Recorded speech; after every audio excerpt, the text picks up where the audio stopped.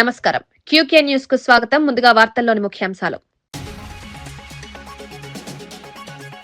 ఈ నెల 8 నుంచి 18 వరకు శ్రీశైలంలో మహాశివరాత్రి బ్రహ్మోత్సవాలు. సీఎం చంద్రబాబును ఆహ్వానించిన ఎమ్మెల్యే రాజశేఖర్ రెడ్డి, ఆలయ ప్రతినిధులు భక్తులకు సౌకర్యాలపై ప్రత్యేక దృష్టి పెట్టాలని అధికారులకు సీఎం ఆదేశం. చంద్రబాబు, జగన్ ఇద్దరు రాయలసీమ ద్రోహులే అన్న షర్మిల, 5 ఏళ్లు నిద్రపోయి ఇప్పుడు వైసీపీ ఉద్యమాలు చేయడమేంటని షర్మిల ప్రశ్న. సంగమేశ్వరం బదులు ముచ్చుమర్రి పెద్ద ప్రాజెక్టు కట్టడంపై అభ్యంతరం. స్వప్రయోజనాల కోసం సీమ ప్రజలను మోసం చేస్తున్నారని ఆరోపణ. కాళేశ్వరం వల్ల పంటలు బంగారంలా పండాయన్న హరీష్ రావు వ్యాఖ్య. కాంగ్రెస్ పాలనలో భూముల ధరలు పాతాళానికి పడిపోయారని విమర్శ. సాగునీటితో రైతుల జీవితం మారిందని హరీష్ రావు స్పష్టం. కాళేశ్వరం రాష్ట్ర ఆర్థికానికి కీలక ప్రాజెక్ట్ అన్న హరీష్. జోగి రమేష్ వ్యాఖ్యలను పూర్తిగా సమర్థించిన బొత్స సత్యనారాయణ. రమేష్ ఇంటిపై దాడి టీడీపీ గూండాల పనేనని ఆరోపణ. రాష్ట్రంలో ఆటవిక రాజ్యం నడుస్తోందని ప్రభుత్వంపై విమర్శ.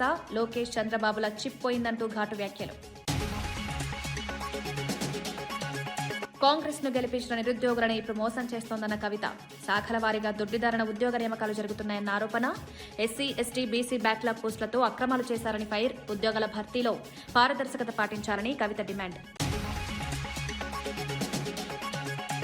బీజేపీ తీసుకొచ్చిన గ్రామ్జీ చట్టం రాష్ట్రానికి పెనుభారంగా మారుతుందని కాంగ్రెస్ నేత షర్మిల తీవ్రంగా విమర్శించారు. ఈ చట్టం ప్రకారం 40% నిధులను రాష్ట్ర ప్రభుత్వమే భరించాల్సి వస్తుందని, దీనివల్ల తెలంగాణపై దాదాపు 5,000 కోట్ల రూపాయల భారం పడుతుందని తెలిపారు.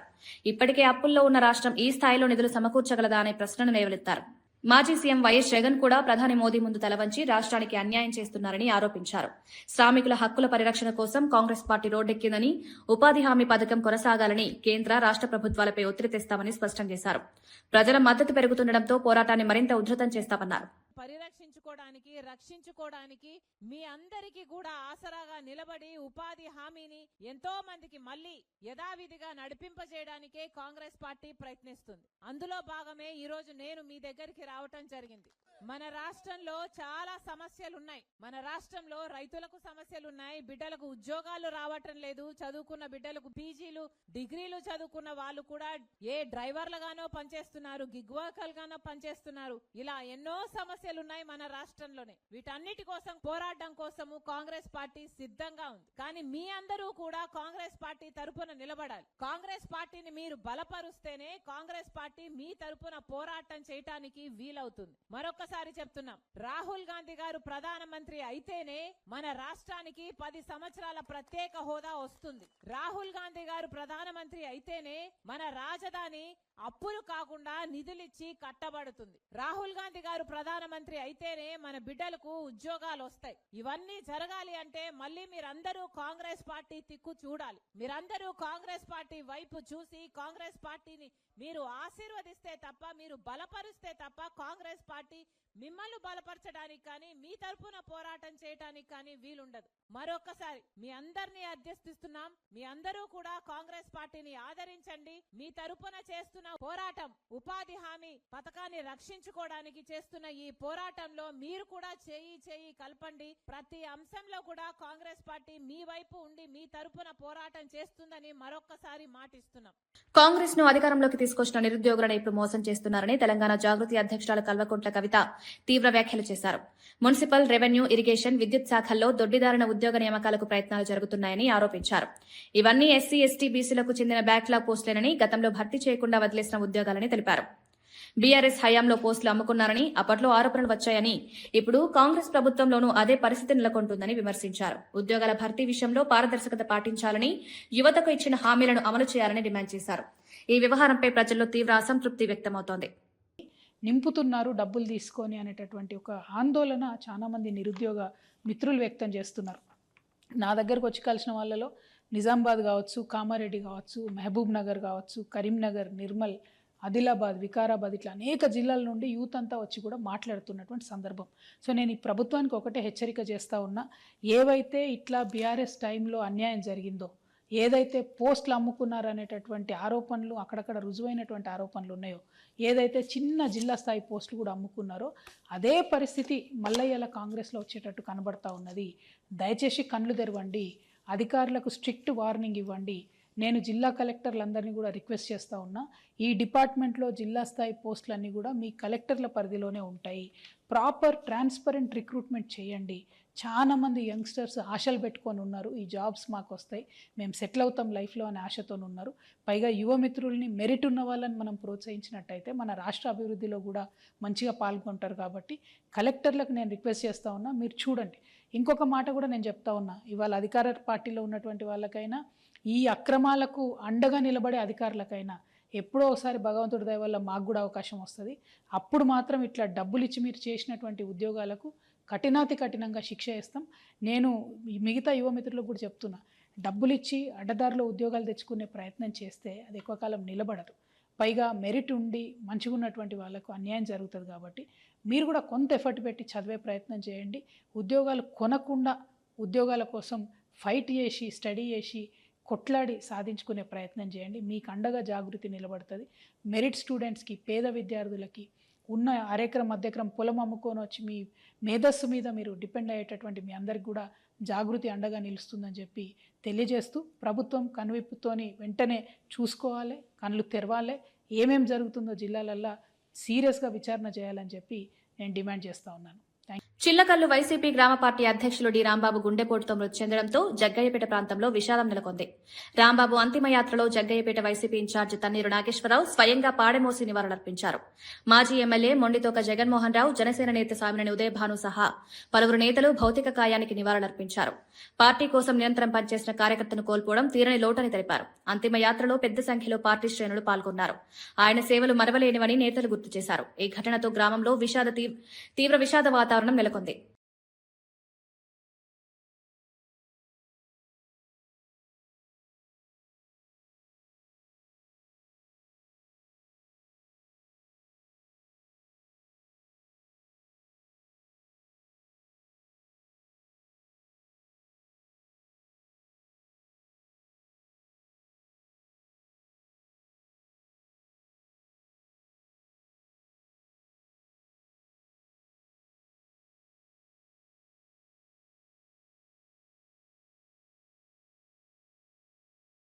గుంటూరులో మాజీ మంత్రి అంబటి రాంబాబు కుటుంబ సభ్యులను మాజీ మంత్రి గుడివాడ అమర్నాథ్, కరణం ధర్మశ్రీతో పాటు ఉత్తరాంధ్ర వైసీపీ కాపు నాయకులు పరామర్శించారు. ఈ సందర్భంగా జై కాపు అంటూ నినాదాలు చేశారు. అంబటి రాంబాబు కుటుంబానికి పార్టీ అండగా ఉంటుందని వైసీపీ నేతలు భరోసా ఇచ్చారు. సంఘీభావ ర్యాలీగా నిర్వహించిన ఈ కార్యక్రమం రాజకీయంగా ప్రాధాన్యం సంతరించుకుంది. కాపు నేతల భారీ హాజరు గుంటూరు రాజకీయాల్లో చర్చనీయాంశంగా మారింది.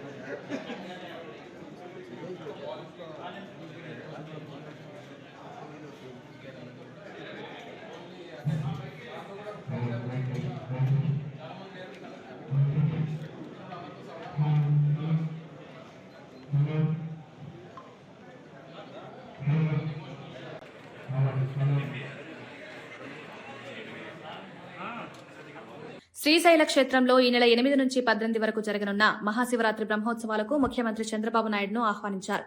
ఆలయ చైర్మన్, బోర్డు సభ్యులు మహానందిలో సీఎంను కలిసి స్వామివారి చిత్రపటం, ప్రసాదాలు అందజేశారు. ఎమ్మెల్యే రాజశేఖర్ రెడ్డి కూడా సీఎంను ఆహ్వానించిన వారిలో ఉన్నారు. శ్రీశైల బ్రహ్మోత్సవాలు భక్తులకు విశేష ఆకర్షణగా నిలవనున్నాయని, దేశం నలుమూలల నుంచి భక్తులు తరలిరానున్నారని ఆలయ అధికారులు తెలిపారు. ఏర్పాట్లు వైభవంగా జరుగుతున్నాయని పేర్కొన్నారు.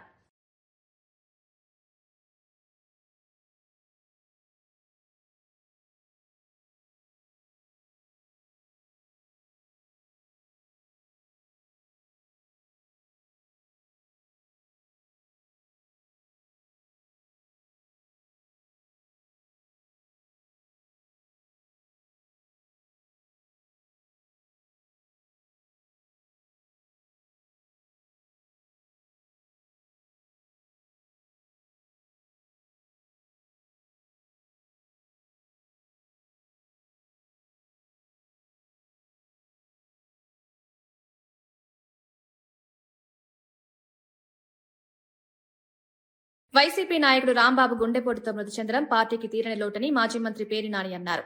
ఈ మరణం తనను తీవ్రంగా కలిచివేసిందని తెలిపారు. రాంబాబు మరణాన్ని రాజకీయ లబ్ధి కోసం ఉపయోగించుకుంటూ పోలీసులు కుటుంబ సభ్యులను వేధించడం అత్యంత దుర్మార్గమని ఆగ్రహం వ్యక్తం చేశారు. మాజీ సీఎం వైఎస్ జగన్ ఈ ఘటనపై వెంటనే స్పందించి కుటుంబ సభ్యులతో ఫోన్లో మాట్లాడి పరామర్శించారన్నారు. ఈ ఘటనపై న్యాయపరమైన విచారణ జరిపించాలని డిమాండ్ చేస్తూ రాజకీయ కక్ష సాధింపుల కోసం మృతుల కుటుంబాలను ఇబ్బందులకు గురిచేయడం ప్రజాస్వామ్యానికి విరుద్దమని వ్యాఖ్యానించారు. అలాగే దొంగల రాంబాబు గారి యొక్క అకాల మరణం, హఠాన్ మరణానికి వైఎస్ఆర్ కాంగ్రెస్ పార్టీ చింతిస్తూ బాధపడుతూ ఆ కుటుంబానికి ధైర్యం చెప్తూ రాంబాబుని తిరిగి తేలేమేమో కానీ తెచ్చి ఇవ్వలేం కానీ వైఎస్ఆర్ కాంగ్రెస్ పార్టీ జగన్మోహన్ రెడ్డి దగ్గర నుంచి చిలకలలోని చిన్న కార్యకర్త వరకు మీకు అండగా ఉంటాం. మీకు ధైర్యం కోల్పోకుండా మీకు ప్రతి దాంట్లో మేము అండగా ఉంటాం అని చెప్పైతే ధైర్యం చెప్పడానికి ప్రయత్నం చేశాం. రాంబాబు గారి ఆత్మకు శాంతి చేకూరాలని అయ్యా పోలీసు వారు ఎవరైతే ఈ వేధిస్తున్నారు దినమన్నా ప్రశాంతంగా చేసుకోనండి. చిన్న కర్మ పెద్ద కర్మన్నా ప్రశాంతంగా చేసుకోనండి. అరే మాకు అనుమానం లేదు మరో అని చెప్పి కుటుంబం అంతా అల్లాడుతుంటే కూడా ఈ రకంగా చేయటం ఎంతవరకు? ఈ మూడు సింహాలను అడగండి ఒకసారి. అది ధర్మం అధర్మం మీరు చేసే ఉద్యోగం అని ఎతో పలుకుతూ మరొకసారి రాంబాబు గారికి ఆత్మకి శాంతి చేకూరాలని, ఆ కుటుంబానికి, ఆ భార్యకి, అన్నదమ్ములకి, అక్క చెల్లెలకి, తండ్రికి, వృద్ధ వయసులో ఉన్న తండ్రికి భగవంతుడు మనోధైర్యాన్ని ఇవ్వాలని చెప్పని మనస్ఫూర్తిగా ప్రార్థిస్తూ జోహార్. తిరుపతి లడ్డూ తయారీలో ఉపయోగించిన నెయ్యి సరఫరాపై అనుమానాలు పెరుగుతున్నాయని వైసీపీ నేత మార్గాని భరత్ ప్రశ్నించారు. 4 ట్యాంకర్లను తొలుత తిరస్కరించి 2 రోజుల తర్వాత అదే నెయ్యిని వైష్ణవి డైరీ ద్వారా ఎందుకు వినియోగించారో సీఎం చంద్రబాబు సమాధానం చెప్పాలని డిమాండ్ చేశారు. భక్తుల విశ్వాసానికి సంబంధించిన అంశంలో పారదర్శకత అవసరమన్నారు. ఈ అంశంపై స్పష్టమైన వివరణ ఇవ్వకపోతే ప్రజల్లో అనుమానాలు మరింత పెరుగుతాయని తెలిపారు. తిరుమల ఆలయ ప్రతిష్టను కాపాడాల్సిన బాధ్యత ప్రభుత్వానిదేనని పేర్కొంటూ ఈ వ్యవహారంపై స్వతంత్ర విచారణ జరిపించాలని కోరారు. ఎంత అన్యాయంగా మాట్లాడుతూ ఉన్నాడు అంటే, తిరుమల లడ్డూ ప్రసాదంలో బాత్రూంలో వాడే కెమికల్స్ వాడారని ఆయన మాట్లాడుతూ ఉన్నాడు. అసలు మీది నోరా లేకపోతే ఇంకేమన్నా అనాలా అని అడుగుతా ఉన్నా. నిజంగా ఒక్క మాట అయితే చెప్తున్నా, మా హయాంలో 2019 నుంచి 24 దాకా మా హయాంలో ఏదైతే శాంపిల్స్ తీశారో, నేను ఇవాళ అడుగుతా ఉన్నా, 4 ట్యాంకర్స్ రిజెక్ట్ చేశారు కదండి. ఆ రిజెక్ట్ చేసిన ట్యాంకర్స్ డేట్స్ నేను చెప్తున్నా. 6/7/2024 2 ట్యాంకర్స్ రిజెక్ట్ చేశారు, ఎక్కడైతే ఏఆర్ డైరీ నుంచి వచ్చిన ట్యాంకర్స్. మళ్ళీ అదేవిధంగా 12/7/2024 ఇంకొక 2 ట్యాంకర్స్ రిజెక్ట్ చేశారు. 4 ట్యాంకర్స్ రిజెక్ట్ చేశారు కదా. ఆ 4 ట్యాంకర్స్ కూడా ఏఆర్ డైరీ రిజెక్ట్ చేసినవి మళ్ళీ ఒక 2 రోజుల కాల వ్యవధిలో వైష్ణవి డైరీ ద్వారాగా మళ్ళీ సేమ్ అయ్యే ట్యాంకర్లు వచ్చినప్పుడు ఆ యొక్క గీని మహాప్రసాదంలో ఎందుకు వాడారు చంద్రబాబు నాయుడు గారు అని మీరు దానికి ప్రశ్నకి సమాధానం చెప్పాలా. ఇప్పుడు అందులో అడల్టరేటెడ్ గా ఉంది కాబట్టే దాన్ని రిజెక్ట్ చేశారు కదా. మీ హయాంలో చంద్రబాబు నాయుడు గారు ప్రభుత్వం వచ్చిన తర్వాత మరి రిజెక్ట్ చేసినప్పుడు మళ్ళీ అదే ట్యాంకర్స్ వేరే రూపేణ వచ్చినప్పుడు ఎలా వాడారు? అప్పుడు ఉన్న ఎగ్జిక్యూటివ్ ఆఫీసర్ ఈఓని పైన మీరు ఏం యాక్షన్ తీసుకున్నారు? తిరుమల బోర్డు అసలు బోర్డు పైన గవర్నమెంట్ యాక్షన్ తీసుకోవాలి కదా. ఇండిపెండెంట్ బాడీ అయినప్పటికీ కూడా అడల్టరేటెడ్ గీ అని మీరు ఉద్ఘాటించారు, చంద్రబాబు నాయుడు గారు ఉద్ఘాటించారు. ఉద్ఘాటించినప్పుడు రాష్ట్ర ముఖ్యమంత్రిగా మీకు ఏం బాధ్యత ఉంది? మీరు ఎందుకు? మంచిర్యాల జిల్లా బెల్లంపల్లిలోని బాలిక వసతి గృహంలో ఫుడ్ పాయిజన్ ఘటన కలకలం రేపింది. రాత్రి వండిన మీల్ మేకర్ కర్రీలో పురుగులు ఉన్నాయని విద్యార్థులను ఫిర్యాదు చేసినా వార్డెన్ పట్టించుకోలేదని ఆరోపణలు వినిపిస్తున్నాయి. ఫలితంగా సుమారు 40 మంది విద్యార్థినులు తీవ్ర అస్వస్థతకు గురయ్యారు. కొందరు వంతులు చేసుకుని స్పృహ కోల్పోవడంతో స్థానికులు వెంటనే వారిని ఆసుపత్రికి తరలించారు. నిర్లక్ష్యం వహించిన వార్డెన్పై తక్షణ చర్యలు తీసుకోవాలని విద్యార్థి సంఘాలు డిమాండ్ చేస్తున్నాయి. బాలికల ఆరోగ్యంతో చెలగాటమాడిన బాధ్యులపై కఠిన చర్యలు తీసుకోవాలని కోరుతున్నారు.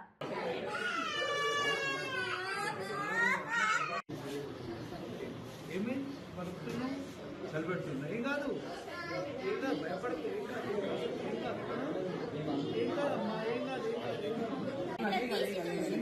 ఇలా తీసి చూస్తే అందులో 5-6 పురుగులు వెళ్ళింది.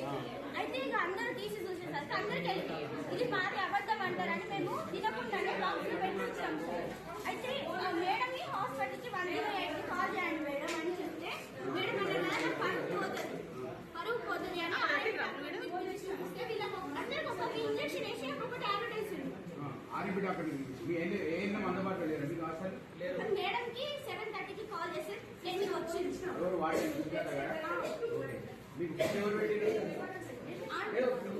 వాటిని పర్యవేక్షణ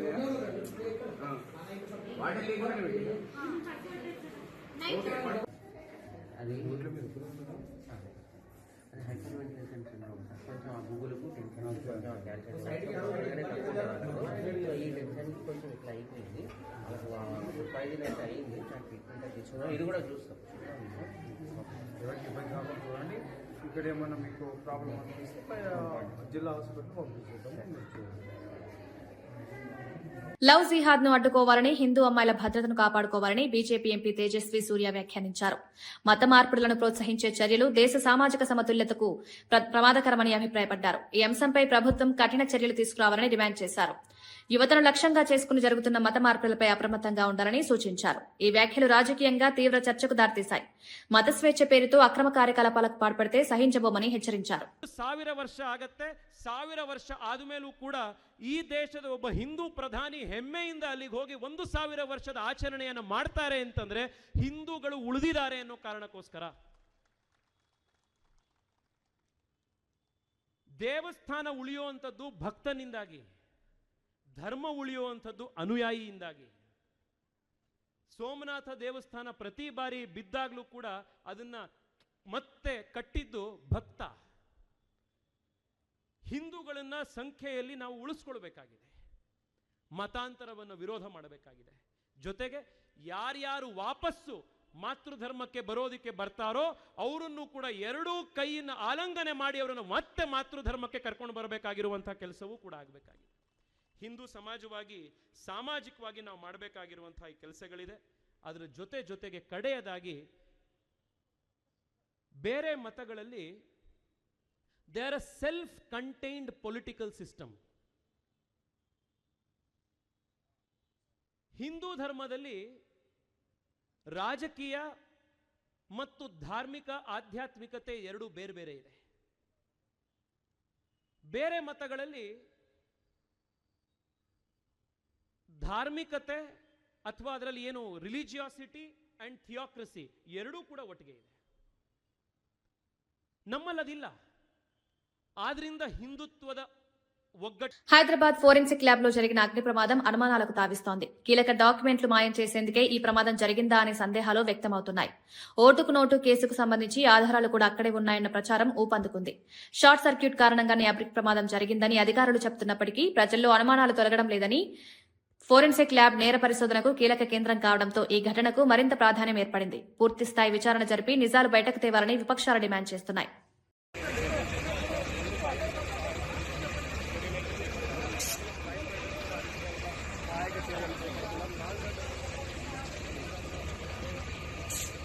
గత 30 ఏళ్లలో ఎప్పుడైనా పెట్రోల్ బాంబులు, యాసిడ్ బాంబుల సంస్కృతి చూశామా అని మాజీ మంత్రి బొత్స సత్యనారాయణ ప్రశ్నించారు. జోగి రమేష్ ఇంటిపై జరిగిన దాడిని తీవ్రంగా ఖండించారు. ఇతర ప్రాంతాల నుంచి అల్లరి మూకలను తీసుకొచ్చి కావాలని దాడులు చేయించారని ఆరోపించారు. ఇలాంటి దాడులు సమాజానికి చాలా ప్రమాదకరమని, రాజకీయ విభేదాలు హింసాత్మకంగా మార్చడం రాష్ట్రానికి మంచిది కాదన్నారు. ప్రజాస్వామ్యంలో భిన్నాభిప్రాయాలకు చోటుండాలని, కానీ దాడులు చేయడం ఎట్టి పరిస్థితుల్లోనూ సమర్థనీయం కాదని స్పష్టం చేశారు. దాడుల వెనుక ఉన్న వారిని గుర్తించి కఠిన చర్యలు తీసుకోవాలని డిమాండ్ చేశారు. ఈ రాష్ట్రంలో పరిపాలన అనేది ఉందా, ప్రభుత్వం అనేది ఉందా అని అనిపిస్తుంది. ఇది ప్రజాస్వామ్య రాష్ట్రం, ప్రజాస్వామ్యంలో ఉన్న పరిపాలన, ఇది అటవిక రాజ్యమా? ఎప్పుడైనా గత 30 సంవత్సరాల ముందు జరిగినాయి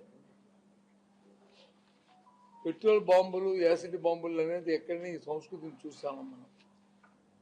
అంటే ఎంత దిగజారిపోయింది ఈ ప్రభుత్వంలో శాంతి భద్రతలు కానీ, లేదు ప్రభుత్వ నాయకత్వంలో వాళ్ళ లోపాలు కానీ. అవన్నీ తేటతెల్లంగా కనిపిస్తున్నాయి. చాలా ప్రమాదకరం. ఇలాంటి రాష్ట్రం ఇలాంటి ప్రభుత్వాలు ఉన్నాం. మన ఆంధ్ర రాష్ట్రానికి మన స్వాములైన ఈ ప్రజలకి ఇలాంటి ప్రభుత్వాలు ఉన్నాం. చాలా దురదృష్టం. విజయవాడ నుంచి లేకపోతే ఇంకో జగ్గేపేట నుంచో విజయవాడ నుంచో లేకపోతే పక్కనున్న మచిలీపట్నం నుంచో అంత దూరం నుంచి అల్లరి మొక్కలు వచ్చి ఈ రకంగా పెట్రోల్ బాంబులు యాసిడ్ బాంబులు వేసి ఇంట్లో ఉన్న వాళ్ళందరినీ కూడా జరగకూడదు. జరిగితే అదే మీ ఆలోచన విధానం ఏంటి?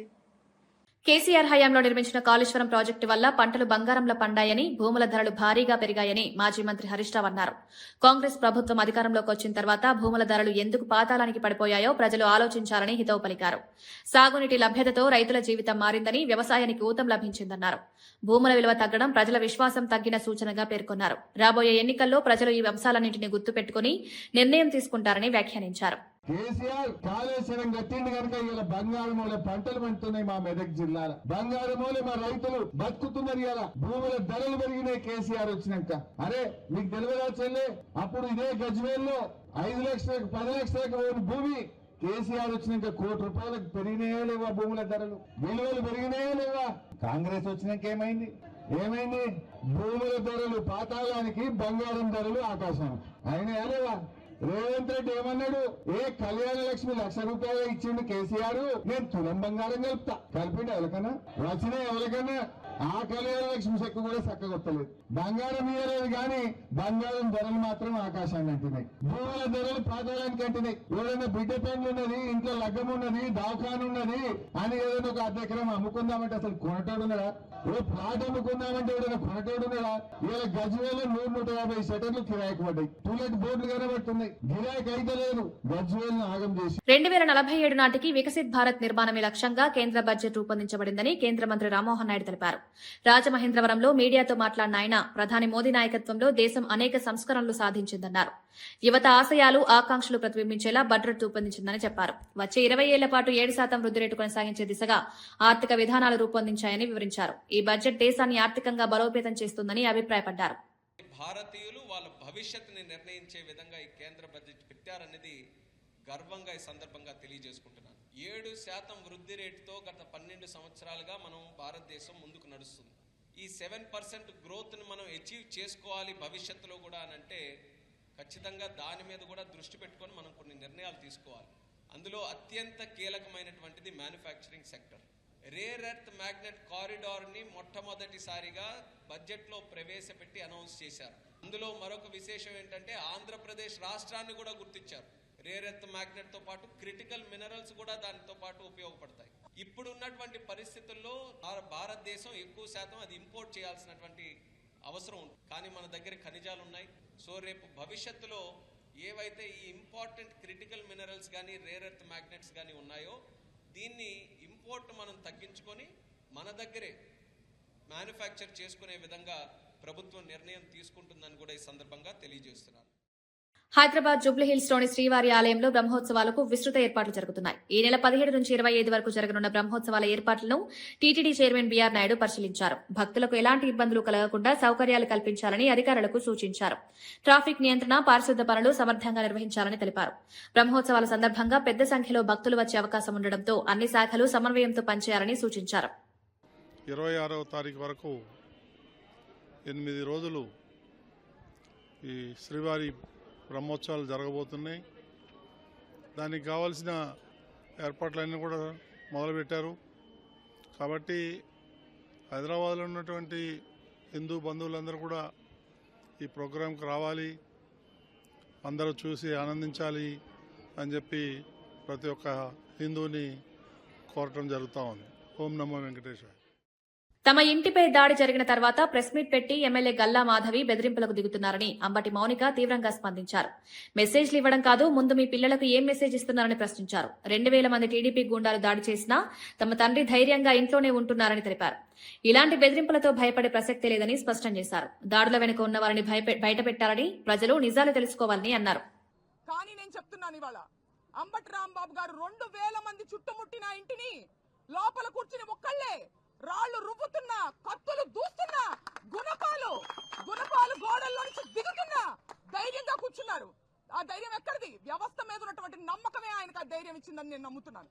కానీ వాళ్ళ ఆ వ్యవస్థని నిర్వీర్యం చేసి, పోలీసుల్ని డమ్మీ చేసి, పోలీసు వ్యవస్థ అనేది ఎంత పవర్ఫుల్, దాన్ని డమ్మీలుగా చేసి మీరు ఇంటి మీదకి వచ్చి ఆడవాళ్ళ మీద కూడా దాడి చేస్తారా? మీరు గమనించుకోవాలి. అలాగే నేను పవన్ కళ్యాణ్ గారిని, చంద్రబాబు నాయుడు గారిని ఇద్దరిని నేను లా అండ్ ఆర్డర్ని కాపాడమని నేను అడగడం జరిగింది. నేను అడిగితే మమ్మల్ని వాళ్ళు ప్రశ్నిస్తున్నారు. పవన్ కళ్యాణ్ గారు మీరు ఇప్పుడు గుర్తొచ్చారా, మీకు ఇప్పుడు గుర్తొచ్చారా అని మమ్మల్ని ప్రశ్నిస్తున్నారు. నేను వాళ్ళని సూటిగా అడుగుతున్నా, పవన్ కళ్యాణ్ గారిని తల్లిని తిట్టి మీరు ఓట్ల కోసం వచ్చేసరికి మీకు పవన్ కళ్యాణ్ గుర్తు రావచ్చునా? మాకు మటుకు లా అండ్ ఆర్డర్ని కాపాడడానికి పవన్ కళ్యాణ్ గారు డిప్యూటీ సీఎం గా ఉన్నప్పుడు మేము అడగకూడదు ఆయన్ని? ఇదే న్యాయం అని నేను అడుగుతున్నా. నన్ను ప్రశ్నించే వాళ్ళందరినీ నేను అడుగుతున్నాను. మీరు పవన్ కళ్యాణ్ తిట్టినటువంటి వ్యక్తులని వాటేసుకుని మీరు నన్ను ఈ ప్రశ్న అందిస్తున్నారని సంధిస్తున్నారు ఈ ప్రశ్న నాకు. నేను నా పర్సనల్ రికమెండేషన్ కోసమో ఏదో ఫ్యామిలీ రికమెండేషన్ కోసమో నేను ఆయన అడగలేదండి. నేను అడిగింది లా అండ్ ఆర్డర్ ని కాపాడమని ఒక డిప్యూటీ సీఎం గా ఆయన నేను అడిగాను. తద్వారా అంబటి రాంబాబు గారు ఇతరులు కాపాడబడతారు లా అండ్ ఆర్డర్ ని కాపాడినప్పుడు. దీన్ని మీరు ఒకసారి మీరు ఆలోచించుకోవాలి. మీ మనస్సాక్షికి దీన్ని వదిలేస్తున్నాం.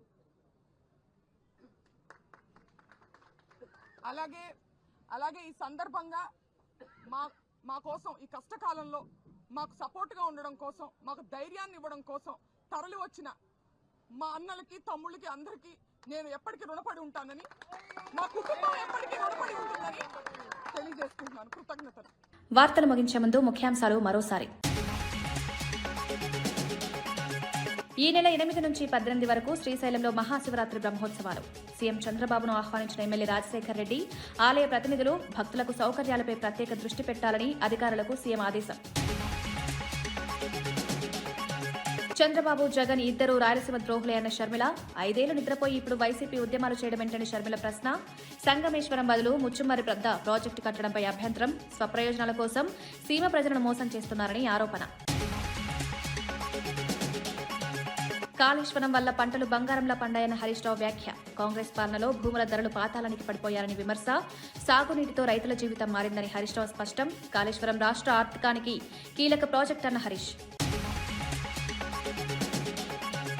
జోగి రమేష్ వ్యాఖ్యలను పూర్తిగా సమర్థించిన బొత్స సత్యనారాయణ. రమేష్ ఇంటిపై దాడి టీడీపీ గూండాల పనేనని ఆరోపణ. రాష్ట్రంలో ఆటవిక రాజ్యం నడుస్తోందని ప్రభుత్వంపై విమర్శ. లోకేష్, చంద్రబాబుల చిప్పోయిందంటూ ఘాటు వ్యాఖ్యలు. కాంగ్రెస్ ను గెలిపించిన నిరుద్యోగులను ఇప్పుడు మోసం చేస్తోందన్న కవిత. శాఖల వారీగా దొడ్డిదారణ ఉద్యోగ నియామకాలు జరుగుతున్నాయన్న ఆరోపణ. ఎస్సీ, ఎస్టీ, బీసీ బ్యాక్లాగ్ పోస్టులతో అక్రమాలు చేశారని ఫైర్. ఉద్యోగాల భర్తీలో పారదర్శకత పాటించాలని కవిత డిమాండ్. ఇవి ఈనాటి వార్తా విశేషాలు. మరో బులెటిన్లో మళ్ళీ కలుద్దాం. నమస్కారం.